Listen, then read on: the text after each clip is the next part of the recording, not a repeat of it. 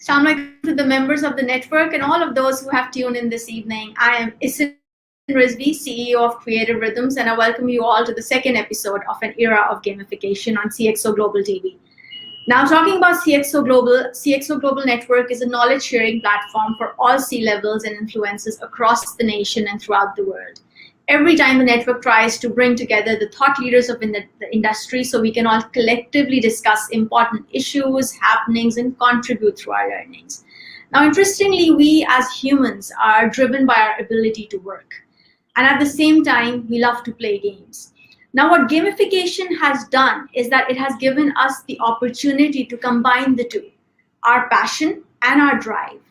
Now, over the years, we've seen that how technology has refined the gaming industry. From the era of arcade games to the development of electronic games, the gaming industry has made an advancement beyond imagination. Back in the days, the gaming industry was a small fraction in comparison to music, TV, cinema, or any other medium of entertainment. But today, the different levels that it has evolved is bigger than all of these industries combined. Games are now used not only for entertaining the masses, but also for educational purposes in various fields. It has completely transformed the media landscape and is being adapted by industry after industry. We are seeing examples of game-based experiences everywhere. In virtually all parts of the world, there's adoption of gamification. Now, to understand what all this is taking shape into and the potential it has, we have a very interesting lineup of panelists with us for the day. Now, as for the introduction, I would first like to introduce Dr. Annie Atanasova, who is a PhD in quantum and optoelectronics and spent years in science research and teaching industry. Since 2009, she has been the co-founder and CEO of Pixelhunters. It's a company based in Dubai, and the company is working extensively for the government sector with multiple projects developed for education, training, awareness, and innovative marketing based on VR, AR, MR, and gamification. Dr. Annie is also a brilliant speaker and has been a part of the conferences in the field of technology, innovation, and women's leadership, and we're really happy to have you here for the show today. Our second guest today is Fahad Ehsan. Fahad has a background in electrical engineering and is a certified project management professional, currently the CEO and business analyst for eForte, a company with more than a decade in technology, helping startups meet their multi-million-dollar goals, helping businesses implement technology solutions through determining technical requirements of the project and translating them into business needs. Our third guest for the day is Hamza Khawaja. Hamza is a co-owner and founder of Microvision. He's a verse tech enthusiast who started his career in fintech space in California. And he worked primarily at the intersection of tech and credit lending operations. After gaining experience of the processes, he moved back to Pakistan, where he has started his online brand of Microvision School of Animation. Microvision is basically the primary barcode representative organization in Pakistan that is known for simulation training and visualization technologies. And our last and the fourth guest for the day is Sanan bin Tahir. He's a Unity VR developer at HoloSpaces. HoloSpaces is the perfect solution for remote collaboration in the pandemic times, in times of social distancing. They are creating solutions for communication and collaboration in mixed reality. So guys, it's great to have you all here. And starting off with our discussion, my first question is going to be with Dr. Annie. That the three words that we are hearing so often from time to time these days is game-based learning, gamification, and simulation. So through your vast experience in this field, how would you like to actually differentiate these three, and how have they actually contributed to the gaming industry?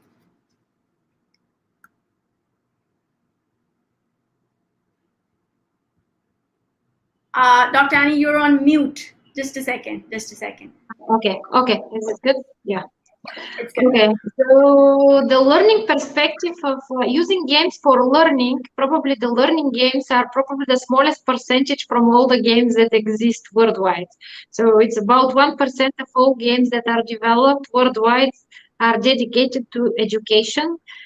But circumstances like COVID are actually here to show us that Gamification and game-based learning is coming now more and more into trends. And actually, it's not a coincidence. Ourselves, our own company, we have developed a whole platform based on multiplayer games in which we can load any content of third party, and we do game-based training for schools, for businesses, and for online events. So do I believe in the game-based learning? Yes, there is no better proof than what we are currently doing. And why it is becoming more and more a trend? When the COVID hits, for example, a lot of companies saw that they still need to improve their learning, and a lot of companies focused on to developing learning management systems. So they weren't that much focused on game development or game-based learning. What we see now, 1 year later, is that all these companies who have invested into LMS, or they had their LMS and they gamified their LMS, they started to see that the current LMS systems are less effective. Why? Because the people don't have the own self-motivation to learn. Second one, with this COVID, we start to become antisocial. So we want more social experience rather than just work all day long, work from home, then go into LMS system to perform some listening and some tasks. So people are more looking right now, and training managers are more looking into better interactivity, better ways of learning, and the games are actually coming into the right place right now at this moment of the COVID situation. Great. Very well said. Fahad, I will take the next question to you, adding to what Dr. Annie just said, that obviously the situation of COVID and all of the things that are there have actually given the boom to this industry much like other industries at the moment. But at the same time, technology itself has also evolved. And that is one of, especially in COVID times, the use of technology is what has, actually made up for all of us. So how do you think that has actually fueled the growth of the industry over the years? If we just have a look at the industry progress throughout.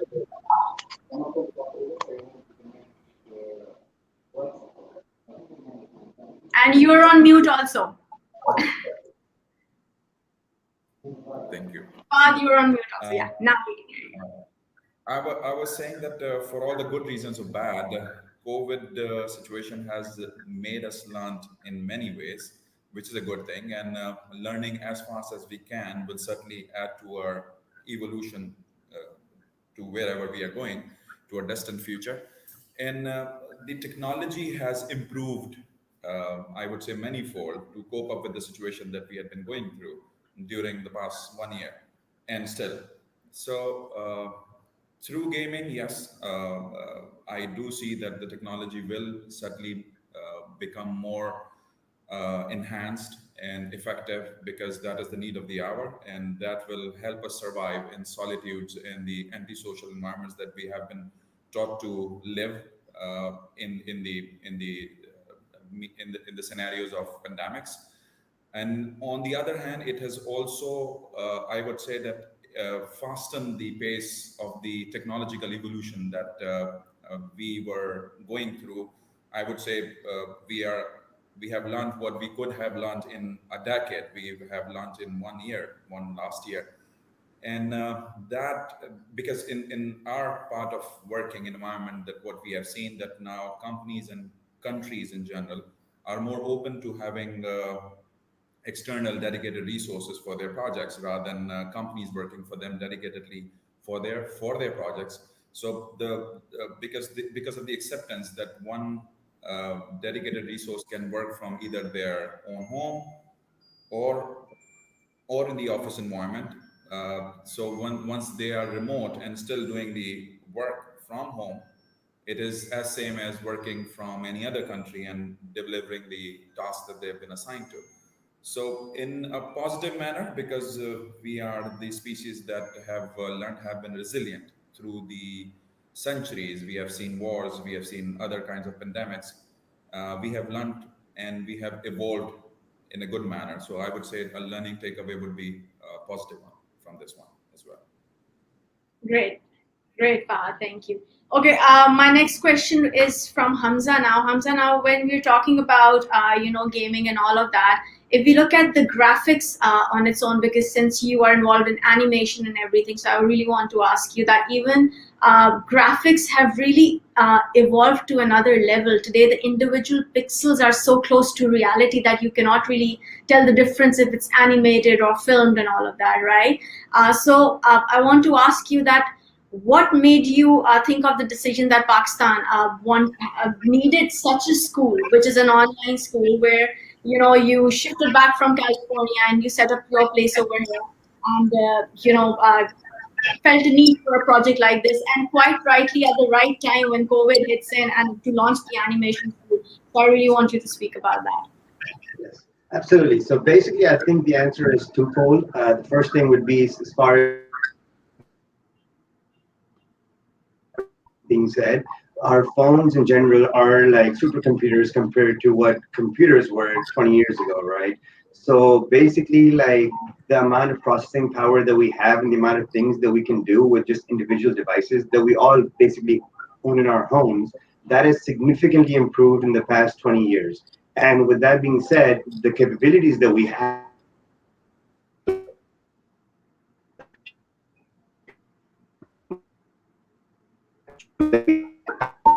Okay, Hamza, I would request if you switch off your video and then carry on with your audio. It might just be a little better because you're, yeah.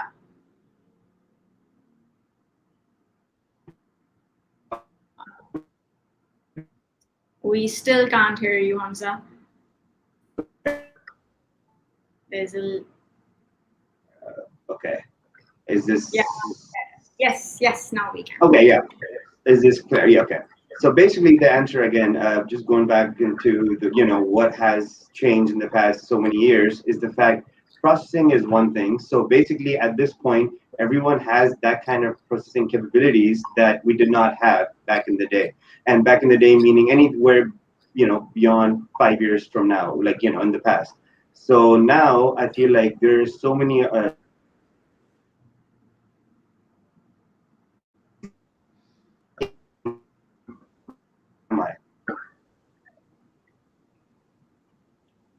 is it? No. Can you hear me? Yes, we can. Yeah. So you can Okay. continue. Yeah, right. So secondly, I guess the reason I basically decided to move was the fact I think it's the part of it is to do with what exactly is big tech looking for in general. Like if you look at these big companies, FANG industries in general, they've literally said we don't really care for your schools, what industry you work for, as long as you can pass our job test, and pass the job description, and then you can do what we need you to do. And the underlying assumption in that is what skills do you have, right? So if you can basically learn those skills, however they are, they don't have to be from a 4-year degree or like, from a 2-year course. They could be done within 2 months if, you're provided the right kind of.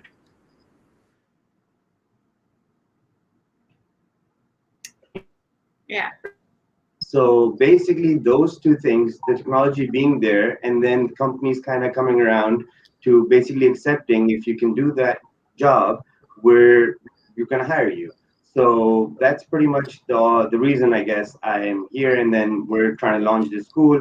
And as Dr. Annie mentioned, we're working on our own LMS, which is very important because that's where all the learning kind of happens in an online sphere. So all those reasons, I guess, led me to be where I'm at. Great, Hamza. Perfect. Thank you. Okay, Sanan, my next question is going to be from you that we are in an era of Twitch and celebrity YouTubers, and it's becoming increasingly important for developers today to consider how their games will be viewed as well as played. That's a whole new dimension that has added to gamification, right, at the gaming industry. So how is the gameplay changing in comparison to previous times, or how you guys used to design this thing, and how the interface is now considered from another perspective? So would you like to please add on to that?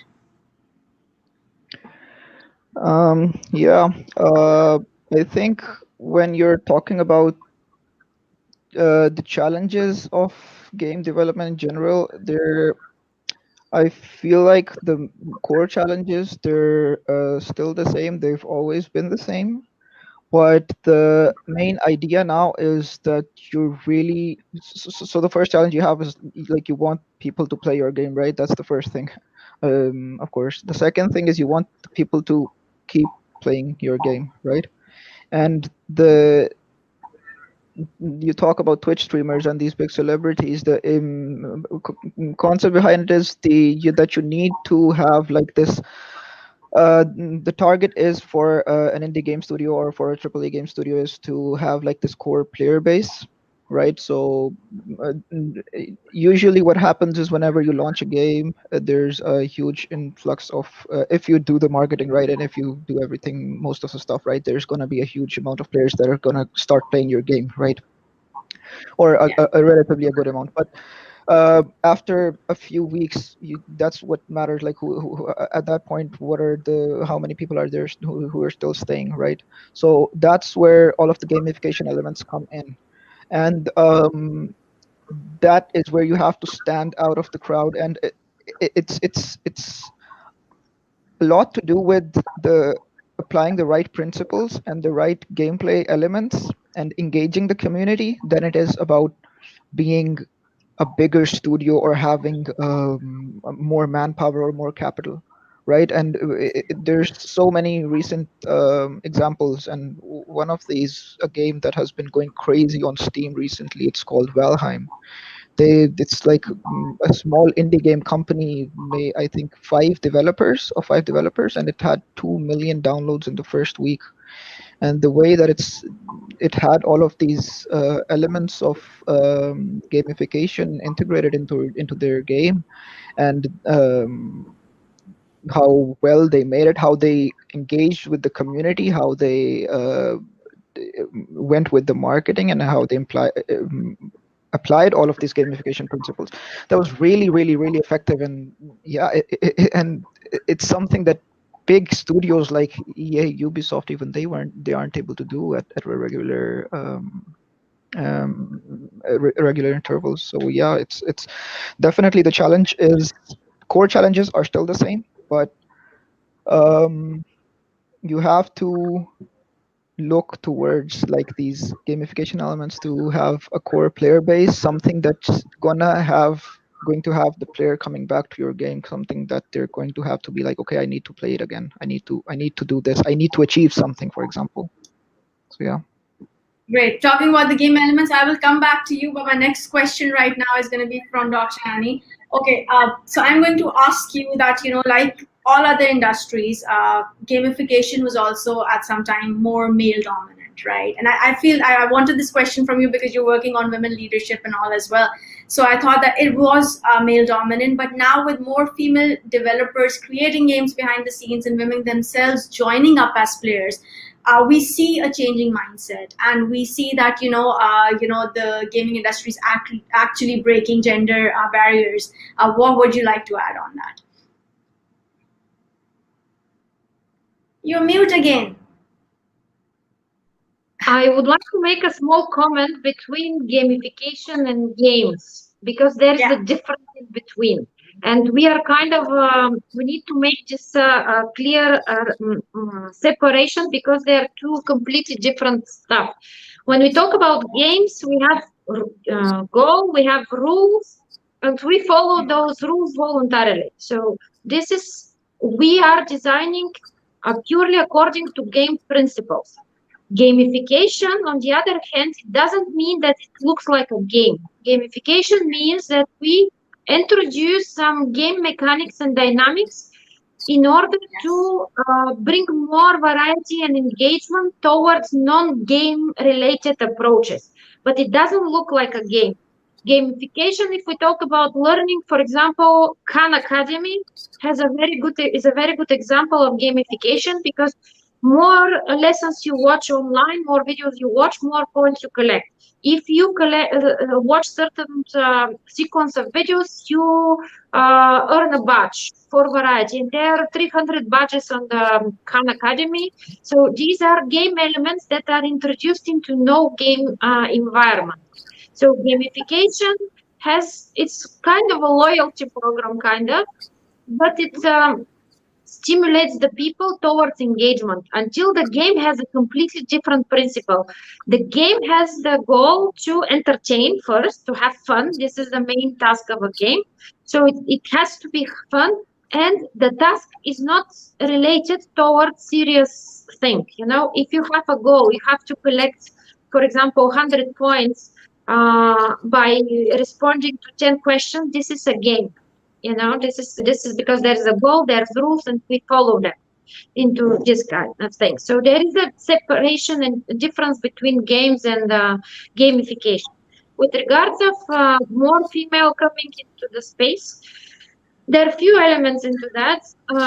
In general, there are more game developers in the worldwide stage as overall, just because there are so many tools, softwares, and platforms that allow easier development of games. This morning, I was a speaker in another event where we have been talking about cloud servers and what does it help. Right now, there are so many tools that are available on the market that allow game developers to make bigger and bigger games because they don't need, for example, to establish my own cloud infrastructure of servers. I can just buy a cloud server which I can scale up and down according to my needs. There are so many different softwares that allow easier and easier programming to develop games from a development perspective. And about women, majority, actually almost half of the women, and this trend is constantly rising nowadays. The female players are actually, it's becoming a trend that the female players will exceed the male players. So who can do better games for females than the females themselves? So there is definitely a trend of growing up the female players as players, and definitely a bigger trend and more promoting game development careers between the women. Absolutely. And adding on to what you started off with, yes, gamification and the gaming industry are two complete diverse things, and I agree with you. But at the same time, we wanted the gaming elements to be taken from this, and we wanted a show which was talking about both of them together. Because, especially in talks, at the same time, we wanted, right? Because at the same time, we feel that, when even for if we look at a game as well and we look at a gamified experience, we look at both of those things, even with the same elements, and that's what I told Sanan, that I will come back to you for that thing, that even with the same element, if the hook is not there and there are some experiences with everything there, with all the incentives and the drive and everything there is still a lag, and that is why we wanted to talk about both of these together for the audience and for newbies who are coming in, to actually gain like a broader perspective on this entire thing. So, but it's great that you clarified for all of those who are also watching, because this is a misconception that a lot of people have. So it's very nicely and very nicely summarized overall, right? Okay, moving on to you, Fahad. I would now like to ask you that what are more possibilities that are there when you talk about gamified experiences? How can you build a relationship with your customers and increase and enhance the network experience through gamified experiences? That is what I want you to talk about. Sure. Like the possibilities are as limitless as we have in reality, I would say, because whatever we mimic in our businesses, in our life, is what nature does with us. For example, we have this reward system in our brain. When we achieve our goals, then dopamine is released and we feel good about it, achieving our goals. And then if we don't, then stress hormones are released and we want to mitigate it and we want to find out that what is creating the stress. So the possibilities that I can think of, which we are actually inculcating in our one of the in-house projects, that is for startups. That point system is already there. That was introduced with from the airlines to redeem. You can redeem your points, and so you would want to travel with that particular airline more. There are so many gamification aspects and features that you can bring into businesses and building relationship with your customers. One that I can think of is that from the evolutionary psychology, we as individuals, we want someone to guide us as well. So a character in a process of a user going about their work through the system that we build, a guide would be a very good, a robotic guide would be a very good companion for them to not feel alone in the process that whatever that we are wanting them to do for the business and their achieving their goals as well. Because the background is there. Religion tells us some personalities like Khizr. We have our Fahad, your voice is lagging as well a bit. Just a second. Okay. Is it any better now? Hello? Yeah, it's okay for me. I can hear you perfectly. All right, Esen, if you can hear me, let me know, please. I was in the flow. Yeah, now we can. Yeah, go on. All right. Now it's better. Yeah, so I was saying that studying evolutionary psychology can give us hints towards what can be added to the experience that we want to have as individuals going about our business in the flow of systems that we build.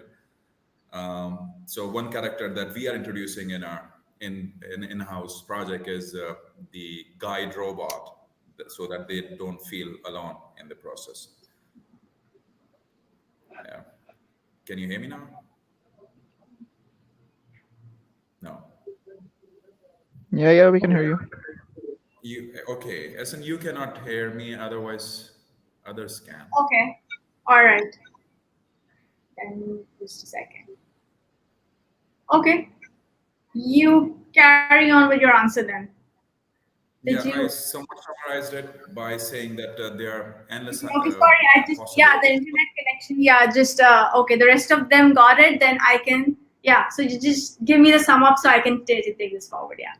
Yeah, the sum up is that there are so many opportunities, and the more that we want to learn about the possibilities, we should look more into the evolutionary psychology that we humans have. Although it is changing with time, that for example, with the generation next, may not have those kind of needs with the caveman used to have. We don't have those kind of dangers that they used to face, but we have new kinds of issues that we have to deal with. So we have to mimic the current scenario in relation with the nature, and then we will have a win-win situation for the gamification aspects of our businesses as well. True, very true. Okay, moving on to you, Hamza. Now gamified simulations can change the way organizations are training up by utilizing game craft techniques. We're able to make simulations that encompass, the serious concepts and bring them to life and mirror the real world. So expanding more on the infinite possibilities that gamification applies to the simulation industry and the potential that it has, I really want you to talk about that what can simulation do more for everyone? Absolutely. So basically, it comes back to the fact of the matter is the technology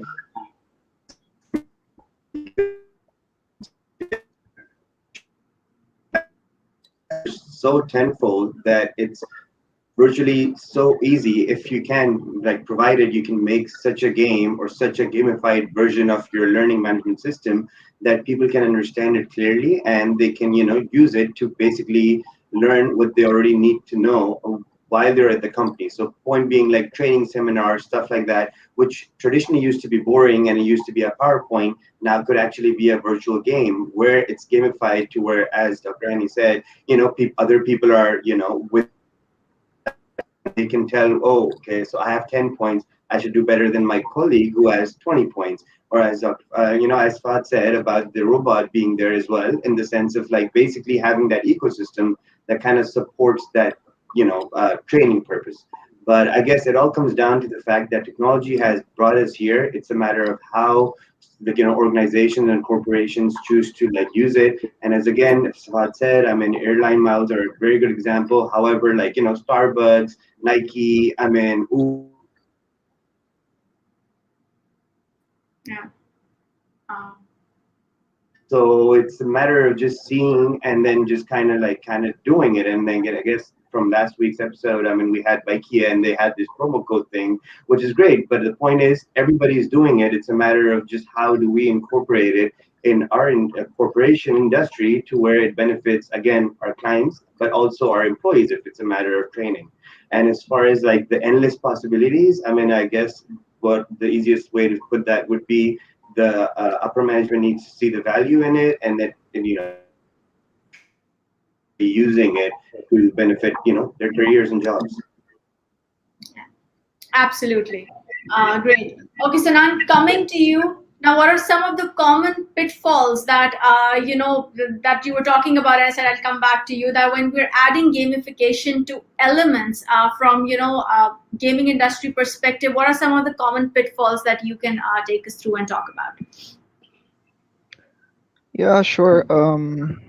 First, referring to something that was talked about previously about even what Dr. Annie said and you elaborated upon.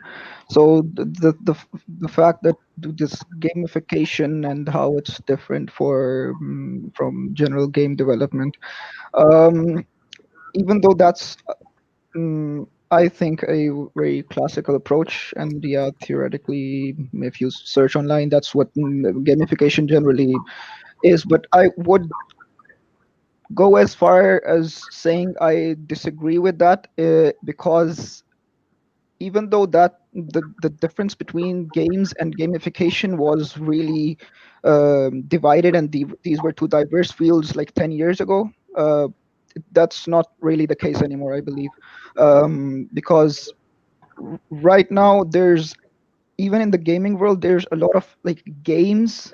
You have VR chat, if you've heard about it, or immersed and stuff like that. These aren't games, and these aren't not games, right? So there's a lot of this middle ground. Even the game that I'm talking to you about, the concept of games having rules, that really it's an idea that's getting outdated, even in the gaming world. Like, you can do stuff, like people are doing stuff, Minecraft, even the game that I just talked about, Valheim. It's a game without borders. Everybody plays it in a different way, right? Everybody does different things with it. Some people use it for VR chat, like I said. Some people use it for streaming purposes. So other people just go in there and have like gamified experiences of, like, they're going to be simulating some sort of a scenario and mimicking other personalities. So I believe that gamification and games, they're integrated now, like not as separated as they were before. Like, just another example, I would say Microsoft launched a game, which is I think it was called Ribbon Hero 2 or something. It was 5-6 years ago, and they launched this specific game just to train people to be able to use the Microsoft Office, right? And it had all the elements of it having rules and it having like it being a normal game, but the end target was, yeah, that it's just teaching you how to use the Microsoft Office suite. Talking about the pitfalls that you talked about, so those are, I believe that's where then the differentiation comes in, right? So like Dr. Ani said, like, these are gamification elements are usually applied to areas that are the target is to do something that isn't just for fun, right? You have things that have different complete targeting. You have to educate someone, or you have to do something. So that's where the challenges come in for clarity. And by clarity, I mean you have gamers, like, for example, if you take me, I'm generally a gamer. You're gamer making game-like experiences for non-gamers, right? So something that might be intuitive for me might not be intuitive for an average user that isn't a regular gamer, right? So that's where I think a major pitfall occurs during when you're trying to integrate these elements into these applications for regular users. You might overdo it with some of the game mechanics where they're intuitive for a person who's a regular gamer, but they're not as intuitive for somebody who isn't, and that's a part of it. Like, and the planning part of it generally is really essential, I believe. So you have to have a clear plan. You have to, I think, test these things with people who do not have experience playing games, because I'm currently working on a similar project, right? I'm working on a collaboration platform. It's not a game, right? But we have all of these gamified experiences, and these pitfalls that I'm talking about, I did those. I was the one who introduced some stuff, some mechanics that were really intuitive for me, right? It's just normal interacting and throwing stuff around for me. But when somebody else joined the same session with the VR headset, it wasn't as intuitive for them as to how to move stuff around, how to access the menus, because it was very, very how it is in generally games rather than how it is in general apps, right? So you have to really take care of testing it with people who aren't as experienced gamers. I would say that's a major thing to consider.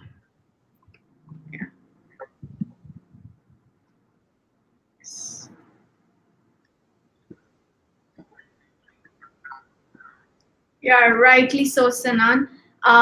And to that, Dr. Annie, I will take the next question from you again, adding to what he's saying right now, right? That it's very necessary for us that when we are creating gamified experiences, for any organization or for anyone in marketing, it is so necessary to understand the kind of target audience we are, dealing with, and what is the actual, purpose behind that gamified experience? Is it for motivation? Is it for more customer?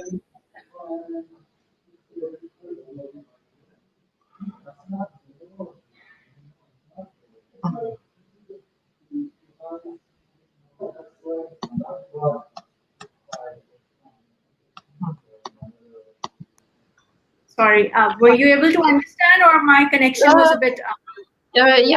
Everybody freezed for a while. Why the people will use gamification? Again, I will make the difference between games and gamification. And the fact that you have a VR chat is a technology implementation that is used in games. But what is the main difference and psychological difference between game and gamification is that gamification, you use the elements in a non-gaming context, but it doesn't mean that a game, educational game or game for learning is the same like a gamification of the learning. These are two things, and the main difference is the following. For example, we take a learning game. I have a map that I have to cover certain amount of knowledge so I can conquer the map. And this is my game goal, so I need to get the whole map. I have to conquer everything on this map. This is a game. The same thing on the gamification perspective is something different. I have, for example, e-learning platform with a lot of videos, and if every video brings me points, it's very similar to what we have on the learning game, but there is one main difference. The goal of the gamification is to stimulate another goal. For example, when I open the Khan Academy, they don't tell me, today you have to read all the videos and read the entire literature and you are the winner. It's not like this. It's just say, okay, you learn on your own, but if you learn better and if you learn more, you will win awards, and these awards will bring you eventually something, physical, tangible or intangible. So the goal in the gamification is not the game goal. The goal of the gamification is something which is completely different than the game goal, and we use game mechanics and dynamics just to people to reach this goal on a little bit more entertaining way. why the games and gamification in general are very interesting for corporations and why we use them. When we have points, for example, what the points mean according to the game design theory? The points are actually a feedback of my performance, right? It's an immediate feedback of my performance. If I see 5 points and if I see 10 points, there is no need that you explain me that the 10 points is more and I perform better. These kind of things, and also the sense of competition into the game or gamification approaches stimulates people to go further faster. So this immediate feedback is actually, because if I learn or if I work, for example, and nobody doesn't say me a word how I perform, I will not be very motivated, right? But if there is somebody which I see, oh, you did a great job, 10 points. Ah, you did answer correct, 10 points. Ah, so a lot of companies nowadays, they put gamification behind their KPIs. So we have a KPIs and they put gamification behind the KPIs so they can, for example, pass 20 learning videos in 1 week instead of passing them in 1 year. But it is not a must, because more you push people to do stuff, more they don't like them to do.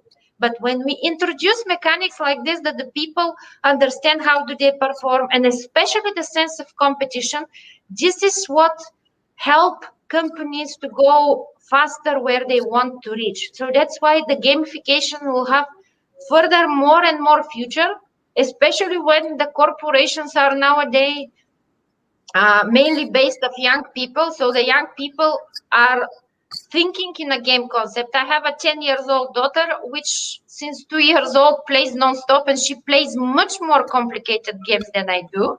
And she's testing every single thing we do.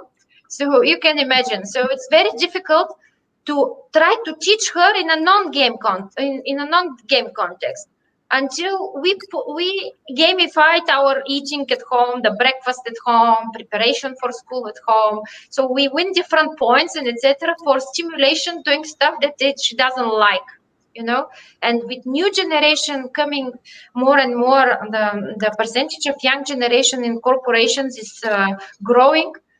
We have to think in a game aspect, because otherwise it will be very difficult to keep these young people engaged. Yes, absolutely. And what's interesting is that you get the reward there and then. So besides making the experience more interesting, there's an element of reward that comes over there, right? And Fahad, please. There's something different between gamification and like a principle of things. This is called in general in behavior psychology is called operant conditioning. So we have a goal. If we don't reach this goal, there is a punishment or rewards if we don't do it right. So usually the games are working with the positive psychology, with the reward system being tangible or non-tangible. But a lot of games, they also have a negative rewarding. It depends of the game developer and how he's structured.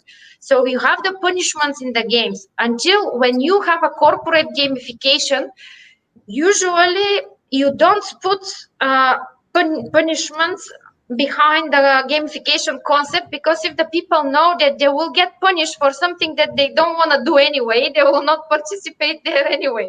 So that's why it's not very common to put punishment onto the gamification principles, but you can do the same with the games, because you can have negative points, you can have downgrades, you can have this kind of thing. You can have consequences attached to it, and that's how.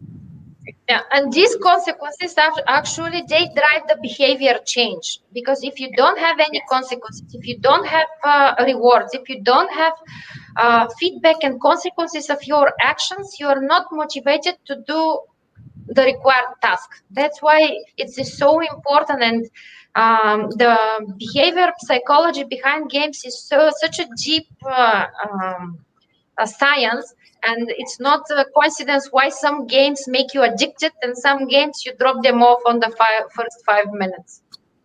Yes, absolutely. Thank you. Okay, Fahad, moving on to you, and I'm going to take the same conversation with you that, how Dr. Annie just pointed out so rightly, that we are social beings and social interaction is so important. And during COVID times, we're all acclimatized to a life indoors. But I still feel that the organizations, and in terms of how they can use these experiences to their advantage right now, all of the corporates that are watching, what pointers would you like to say to them, that how actually this this part of the experience design is yet to be explored more, and what they can gain out of more in these current times, to actually help their employees psychologically, and at the same time, when it comes to the production level, that once there's a gamified experience to something, there's going to be more interest in producing whatever work they're adding on to, right? So if you can please add something to that part. Unmute. Yeah, I just unmuted myself. Sure. I see it the way that if we lead a team, if we are a leader for a group of people, then our responsibility is to give them the wherewithal and the circumstances where they can perform at their optimum. And we should not look at the outcome that we actually want from them for our customers, but we provide them with the circumstances where they can perform better, and they will take care of the outcome, which is eventual goal of the business. So gamifying, adding gamification to this whole process, we already have like bonus structures in corporate sector. We already have social activities that we do together. What we can further on add on to it needs to be learned through a process where individuals can interact with for example, the in-house messaging system. We already have some elements of gamification there as well. So more will be that we support them in their life goals, and provide them what they need as individual, be a guide for them, and then adding the gamification to this whole process, because doing it more is also counterproductive sometimes. It becomes superficial at Yeah. times.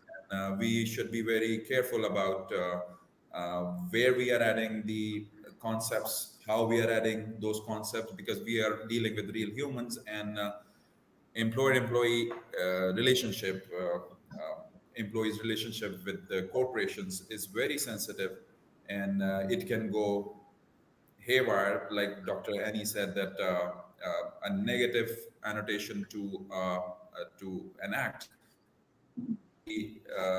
may lead them to not participate at all. So we can certainly explore more. We can add things which can be beneficial for the corporations and the employee themselves. But overall, in a nutshell, I would say that we should take care of them as individuals, support them in their goals, however gamified or not, and it will be beneficial for the corporations overall. Great, thank you. Okay, Hamza, I would like to ask you over here that if we talk about the simulation industry, military and aviation industry has been using simulators to train their workforce in a lot of ways, but we've been seeing it in the past, and they've been doing it.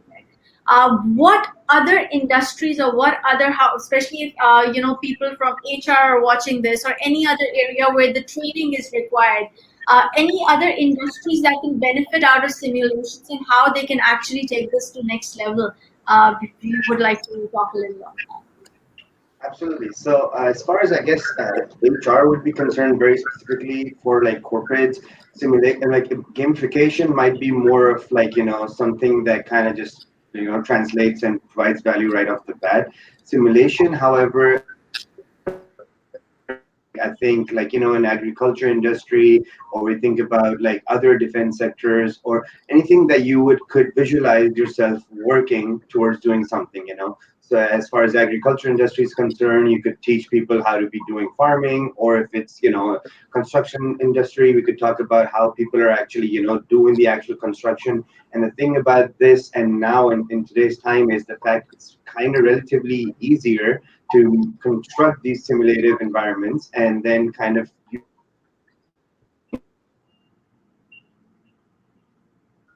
Yeah. on is a product called Lebek VR, and I just kind of wanted to touch base on that in the sense it's pretty much a game, and it's a video game if you want to can call it that. But what it is teaching is the whole aspect of Hajj and Umrah. And it began as a VR simulator, which was supposed to be, in a, auditorium, or, we could have it in IMAX screen, or we could have it simulated to where just, a, VR goggle and just basically having people, perform the Hajj before they go for that to do once they're there. As it has turned out, the product has turned into a mobile app, and we've already had the Android built, and we're going into iOS. And the bottom line is training people how to, and just giving them a baseline overview of what to expect once you're at the Hajj or performing the Umrah, so that you're just not shooting in the dark. And the point with that being said is the fact like it's harder to build, but it's a lot easier to like basically have people train on that, because at this point it's an app, you just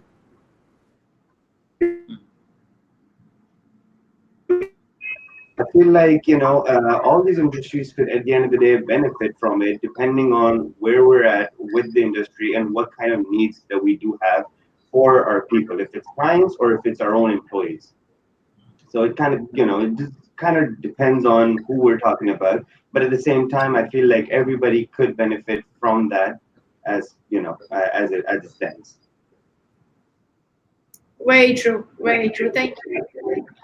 Yeah. Okay, Sanan, moving on to you, I would like to ask you that what is the future for the new entrants or students who are planning on taking this up as a career? Because this is also very challenging times for students as well. So many industries, they're just seeing education is, highly suffering right now, and they all have their concerns, and they all have, because nobody really know when is COVID really going to go, right? So, and that perspective, I would want you to speak a little about what is the future of this industry, and for those who are, looking to take this up as a career. Yeah, I think honestly, I think COVID has sort of even helped the gaming industry in a way, because a lot of people have turned towards these solutions, like mobile apps and such. As to students looking to get into this, I was in a very similar dilemma. I graduated during the pandemic last year, and my first professional job I started in the pandemic. And the thing about getting into, I would say, game development in general, or just any field that's working with gamification, is it's not as easy or simple as just getting a degree and becoming a regular software developer or a web developer.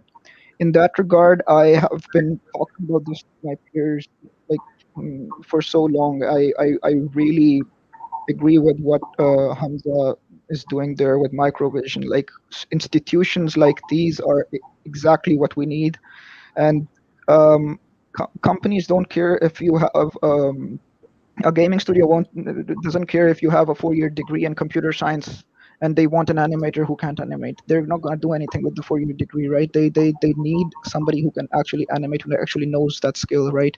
And right now I'm working and these institutions are really common in Germany, right? The company I'm working in, it's just a startup. We are 5 people, and only 2 of us have bachelor degrees. One has a master's too, but the 2 of us, I'm from Pakistan and he's from India. The 3 Germans working here, they don't have a degree. They went to these training institutions where they learned the principles of these game development principles, and that's where they came out from, and that's how they're pursuing their careers, right? So for those students, I would really say, as long as you don't have free access to all of these institutions, or like easy access to all of these institutions, it's about practicing, working on personal projects, building your portfolio. It's really, really important. It's not like I said, it's not as easy to get into as some other fields might be, but it's definitely, honestly, it is the future. There's so many technologies, like with VR and AR becoming so common, such commonplace right now, and the technology, the pace at which it's evolving is just ridiculous at this point. We have like these such powerful standalone VR devices now, which are just like amazing. So it's definitely something, if you aspire to go into this, practice, right? Identify your area of specialty. If you want to be if you're good at programming, you can be a game programmer. If you're good at designing, you can look toward game design. If you're more of an artsy sort of person, you can look toward 3D, becoming a 3D artist or a 2D artist, which are again verified fields. But yeah, it depends. Like, practice everything, look into everything, target a specialty, and yeah, then just practice, and you'll definitely get there. Great. Thank you so much. And guys, with this, we reached to the end of the show today. Thank you so much to all of you wonderful guests who, added to this evening. And it was lovely speaking to all of you. And, so this is all. And we will, inshallah, be back next time. And same time next week, 5 p.m. With, some more wonderful people on board. And we look and we hope that the show today gave insights, because that's what this forum is all about. So until then, stay tuned. Thank you so much. God bless you all, and take care and have a lovely evening. Thank you. Thank you.